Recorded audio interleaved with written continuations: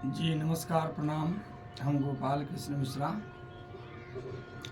मित्रगण, आज जिस पर हम चर्चा करने जा रहे हैं वो सुनने में बहुत साधारण से शब्द लगते हैं, लेकिन उसकी पूर्ति करने में कई पीढ़ियां बीत जाती है। कितने लोग तो करते करते थक जाते हैं, कुछ हो नहीं पाता।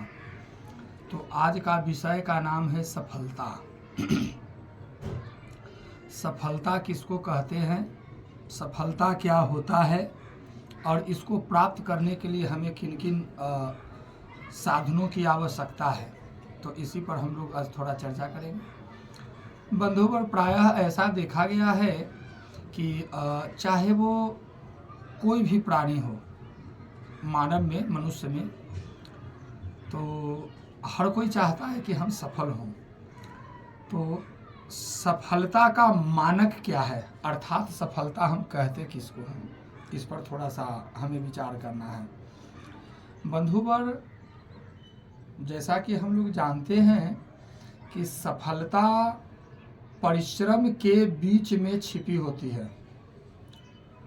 अब कहने का मतलब कि परिश्रम यानी श्रम, मेहनत। तो मेहनत क्या बोरा जा कर के ढोएंगे वो मेहनत हो जाएगा? तो नहीं, वो शारीरिक मेहनत हुआ। सफलता को प्राप्त करने के लिए प्रयत्नशीलता होनी चाहिए और नियमितता होनी चाहिए, अर्थात रोज, रेगुलरिटी, अर्थात प्रतिदिन। ये नहीं कि आज किया और कल गायब, फिर कल किया परसों गायब, तो ऐसे में नहीं कुछ होता है। बंधुवर, अभी का जो वातावरण, लोगों के विचार, इस संसार के चमक दमक, ग्लैमर इस कदर लोगों पर हावी हो गया कि सफलता के लिए अब कोई प्रयत्न करना नहीं चाहता। तो बंधुवर, अभी 100 में 99% लोग ऐसे मिलेंगे जो सफलता को यह समझते हैं कि पढ़ा, नौकरी हो गया, विवाह शादी हो गई, बीवी बाल बच्चे आ गए, कहीं दूसरे जगह ज़मीन लेके घर बना लिया, 2 4 5 जगह पर ज़मीन खरीद कर छोड़ दिया, बैंक में 1 आध करोड़ रुपया बैंक बैलेंस हो गया, तो समझ लिए कि यही मेरा सफलता हो गया। तो इतना चीज़ हो गया, लेकिन घर में रोज़ लड़ाई होती है, झगड़े होते हैं, मन में शांति नहीं मिलती, तो भैया ये सफलता किस काम की? मैं उसे सफलता नहीं कहता। सफलता का मतलब यह होता है कि हम झोपड़ी में ही रहकर नमक रोटी भी खाएं, और अगर हमारे चेहरे पर हम सुकून हो, हमारे मन में शांति हो, तो मैं उसी को सफलता कहता हूँ। और सफलतम व्यक्ति वही होता है। अभी देखा यह गया है बंधुवर कि लोग सफल होने के लिए क्या नहीं करते हैं। एन केन प्रकारेण झूठ, चोरी, बेईमानी, शैतानी इत्यादि बहुत तरह के कुकर्म जो है लोग कर रहे हैं। किस नाम पर? कि हम सफल हो जाएंगे। तो नहीं बंधुवर, किसी को दिल को दुखाकर, किसी के आत्मा में ठेस पहुंचाकर यदि हम कुछ प्राप्त कर भी लेते हैं, तो वो हमें चैन से जीने नहीं देगा, और वो हमें चैन से रहने भी नहीं देगा, और मन में शांति भी नहीं होगी। तो इसके लिए चाहिए क्या कि एक साधारण से इंसान के लिए जो घर में, गृहस्थी में बंधा हुआ है, या नौकरी पेशा भी जो लोग हैं, उन सब के लिए केवल और केवल एक ही मूल मंत्र है सफल होने का, कि आप निरंतर परमात्मा का सुमिरन, भजन, चिंतन, मनन आदि करते रहें, और साथ ही साथ आप जिस काम में लगे हुए हैं, जिस काम को कर रहे हैं, करते हैं, जिससे आपका घर परिवार चलता हो, तो उसी में आप ईमानदारी बरतिए, निरंतरता बरतिए, कोशिश करते रहिए, तभी आप एक दिन उस मंजिल को प्राप्त जरूर कर लेंगे। जिस मंजिल को प्राप्त करने के लिए, जिस मंजिल तक पहुंचने के लिए लोग एन केन प्रकारेण या जो कुछ भी सूझता है वो काम को कर लेते हैं। तो बंधुवर, सफलता उसी को कहते हैं जो स्वयं के मेहनत के द्वारा अर्जित किया गया हो। तो वह भी अर्जित किया गया हो वो सत्य होना चाहिए, अर्थात ईमानदारी पूर्वक होना चाहिए, अर्थात निष्ठा पूर्वक होना चाहिए। कारण मालूम है, बताए हैं ना पिछली वीडियो में, जैसा खाओगे अन्न वैसा बनेगा मन। यदि हम बेईमानी से, चोरी से, कपटपूर्ण व्यवहार से, या छीन कर, या लूट कर, या किसी की हत्या कर कर यदि हम धन को संग्रह करते हैं, इकट्ठा करते हैं, तो निश्चित ही बंधुवर वो धन नाश की ओर ले जाएगा और नाश कराकर छोड़ेगा।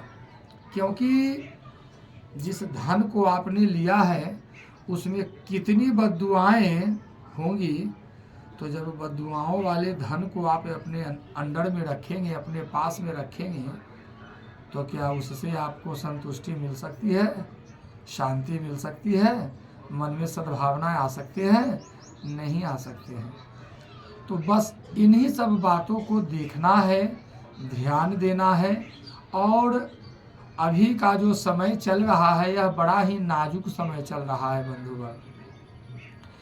यानी ठेठ में कहा जाए कि हमारा केवल देश ही नहीं, यह पूरी धरती माता यानी पूरी पृथ्वी संक्रमण काल के समय से गुजर रही है, संक्रमण के दौर से गुजर रही है। जो बड़े बुजुर्ग लोग कहा करते थे पहले के ज़माने में कि बाबू फूंक फूंक कर चलना चाहिए, तो आज वो फूंक फूंक कर चलने का समय आ गया है बंधुगण। तो हमें इन बातों पर ध्यान देना है।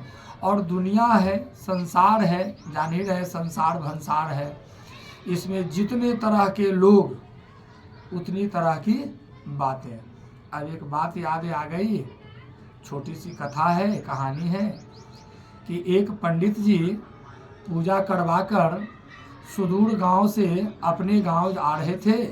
गर्मी का दिन था, दोपहर का समय था, प्यास के मारे पंडित जी की गला सूख रहे थे। इधर उधर उन्होंने देखा कि एक नदी के किनार पर पीपल का पेड़ और उसी पीपल के नीचे में छाया भी है। पंडित जी ने सोचा कि चलो चलते हैं, वहीं जल भी पिएंगे और थोड़ी देर आराम विश्राम कर लेंगे, फिर उसके बाद चलेंगे शाम के समय में घर। पंडित जी वहाँ गए, नदी में जाकर उन्होंने हाथ पैर को धोया, जल को पिया और उसी पेड़ की छाया में, पीपल पेड़ की छाया में आराम करने लगे।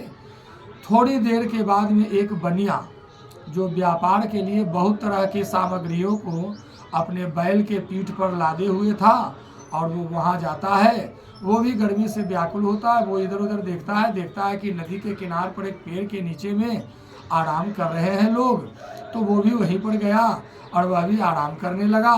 थोड़ी देर के बाद में एक पहलवान शहर से कुश्ती लड़ करके आ रहा था, उसको भी गर्मी सताया, वह भी उसी नदी के किनार पर आया, जल से मुँह हाथ धोया, हाथ पैर धोया, पिया पानी को और उसी वृक्ष के छाया में आराम करने लगा। आराम करते करते तीनों को नींद आ गई, शाम हो गई। जब चिड़ियों की चहचहाहट से सबसे पहले पंडित जी की नींद टूटी। पंडित जी राम लक्ष्मण दशरथ कहते हुए उठे और कहे कि अरे उठिए उठिए, आप लोग भी सोए हुए हैं, देखिए चिड़िया लोग भी बोल रहा है राम लक्ष्मण दशरथ, राम लक्ष्मण दशरथ, राम लक्ष्मण दशरथ। तो जो साहु जी थे, जो व्यापार से करने के लिए जो सामान ला रहे थे, वो क्या कहते कि नहीं पंडित जी, चिड़िया राम लक्ष्मण दशरथ नहीं बोल रहा है, वो बोल रहा है नून तेले अदरक, नून तेले अदरक, नून तेले अदरक। अब इन दोनों के बात को काटते हुए पहलवान उठता है और कहता है कि नहीं नहीं, आप दोनों में से किसी का बात नहीं, ये चिड़िया बोल रही है दंड बैठ की कसरत, दंड बैठ की कसरत, दंड बैठ की कसरत, ये बोल रहा है। तो बंधुवर समझो आप, मुंडे मुंडे मतिर भिन्ना, अर्थात जितने सिर नजर आ रहे हैं सबकी मति एक नहीं, सबकी मति भिन्न भिन्न होती है।